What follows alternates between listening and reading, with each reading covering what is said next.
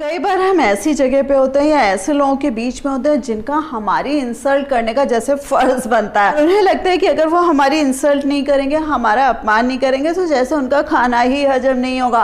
So my dear friends, कुछ लोगों को कुछ सिचुएशंस में जवाब देना बहुत लाजमी होता है, कुछ जगहों पर हमें मौन धारण करना ही ज़रूरी होता है। सो आज आपको कुछ ऐसे पॉइंट्स बताऊंगी, कुछ ऐसी सिचुएशंस बताऊंगी कि जहाँ पर आपको कैसे जवाब देना और कहाँ पर आपको कैसे चुप्पी धारण करते हुए जवाब देना है। सो मेरे साथ इस वीडियो के एंड तक बने रहिएगा। सो फ्रेंड्स, जो सबसे पहली सिचुएशन आती है कि कुछ लोगों की डेली रूटीन में आदत होती है कि कुछ ना कुछ पोक करना, कुछ ना कुछ टॉन्ट करना, कुछ ना कुछ बोलते रहना।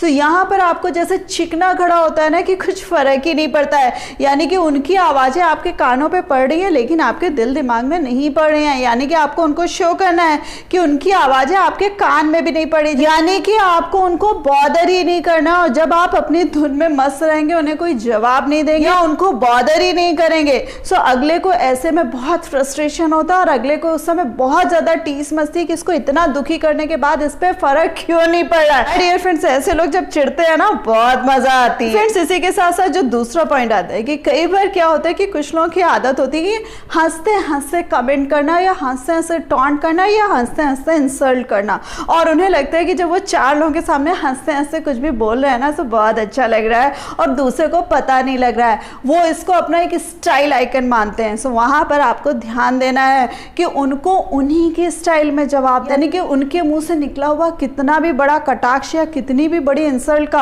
आपको उग्र होकर जवाब नहीं देना है या उन बातों पर भड़कना नहीं है। जैसे कोई आपके वर्क प्लेस को दुकान का नाम दे रहा है कि तुम्हारी दुकान कैसी चल रही है या उस दुकान में बैठने में तुम्हें खराब नहीं लगता, आप उसको उसी तरीके से प्यार से जवाब दे सकते हैं कि हाँ भाई, क्लैरिकल जॉब करने से तो अच्छा या कहीं बाबू बनने से तो अच्छा है मैं अपनी दुकान में काम करूं। सो माय डियर फ्रेंड्स, यहाँ बातों का कोई लेना देना नहीं है कि कोई काम खराब है या कोई पोजीशन खराब है, कोई पोस्ट खराब है, बट ऐसे लोगों को जो तपाक से जवाब देना होता है या इमीडिएट कुछ ना कुछ प्रसाद देना होता है, वो बहुत लाजमी होता है और बहुत जरूरी होता है। ऐसे लोगों की आत्मा को शांति कतई नहीं मिलती है। सो उनकी आत्मा की शांति के लिए उनको जवाब देना लाजमी है। उसी के साथ साथ फ्रेंड्स, कुछ लोग आपकी इंसल्ट करने का वेट करते हैं कि जब पार्टी हो रही हो, हरी महफिल हो, जहां बहुत सारे लोग हो, वहां पर कुछ ना कुछ इंसल्ट करेंगे, कुछ ना कुछ कमेंट करेंगे, टॉन्ट करेंगे, जहां पर आप पूरी तरीके से डिस्टर्ब हो जाए। सो वहां पर आपको ध्यान देना है कि उस वाहियात इंसान की इज्जत हो ना हो, बट आपको अपनी इज्जत का ध्यान रखना है, अपने लोगों की इज्जत का ध्यान रखना है और उससे वहां पर कतई उलझना नहीं है। उसी के साथ साथ फ्रेंड्स, जो नेक्स्ट पॉइंट आता है कि चाहे ऑफिस हो, आपका वर्क प्लेस, और चाहे घर परिवार हो, कई बार जो ऐसे लोग होते हैं जो हर समय इंसल्ट कर रहे होते हैं, उसका केवल और केवल एक ही इलाज होता है, इग्नोर इग्नोर इग्नोर। मुझसे बहुत सारे सब्सक्राइबर फ्रेंड्स कहते हैं कि उसने मेरा ये इंसल्ट कर दी, मुझे उसने ऐसे जवाब दे दिया, ऐसे बोल दिया। सो यहाँ पर इन टोटलिटी बात समझने वाली ये है कि जिससे आप उलझ रहे हो या जिसको आप कुछ बोलने जा रहे हो, वहाँ पर पहली चीज तो आपका कीमती समय वेस्ट होगा। दूसरी चीज, वो इंसान इतना डिजर्व भी करता है कि आप उसके बारे में सोचें। तीसरी चीज, वो व्यक्ति इतना भी मायने रखता है कि आप उससे जाकर उलझे। चौथी चीज, क्या वो इतना इंपॉर्टेंट है कि आप अपनी जुबान को उसके आगे खराब करें। सो माय डियर फ्रेंड्स, वो तो नीच व्यक्ति है ही है, लेकिन अगर आप उससे उलझ रहे हैं या ये चारों पॉइंट्स का ध्यान नहीं रख रहे हैं, आप अपने समय के साथ साथ अपनी सोच को भी खराब कर रहे हैं और अपने शब्दों के साथ भी खिलवाड़ कर रहे हैं। एंड इसी के साथ साथ फ्रेंड्स, जो नेक्स्ट पॉइंट आता है कि कई बार कुछ लोग इंसल्ट करने के बाद देखते हैं कि अब इसका नेक्स्ट स्टेप क्या होगा या अगला आप क्या करेगा। सो ऐसे लोगों को आपको दिखाना है कि आप कितने मस्त हैं, कितने हैप्पी हैं और आप कितना अपनी ग्रोथ पे और कितना प्रोग्रेशन पर ध्यान दे रहे हैं, यानी कि ऐसे लोगों को आपने कोई तवज्जो ही नहीं दी।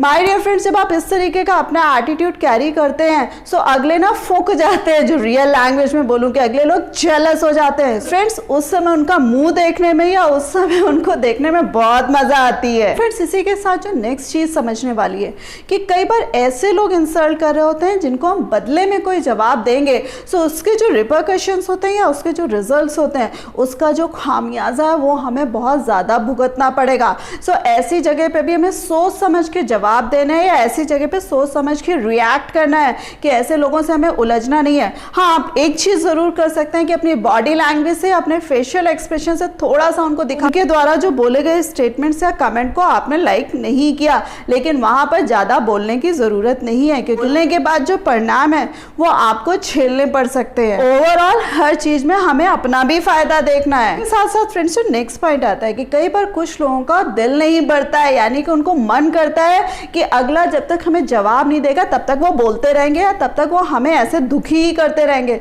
सो ऐसे लोगों को एक बार बैठकर अच्छे से अपने दिल की भड़ास निकालो और उनकी अच्छे से पूजा कर दो, यानी कि उन्हें अच्छे से सुना दो। ना तो उनकी हिम्मत आपसे उलझने की हो और ना कभी किसी और व्यक्ति के साथ इस तरीके से व्यवहार करने की हो। Last but not the least, ऐसे लोग जो डेली इंसल्ट कर रहे होते हैं, कई बार हम उनको छोड़ देते हैं, बहुत दूर आगे निकल जाते हैं और अपनी जिंदगी में मस्त हो जाते हैं।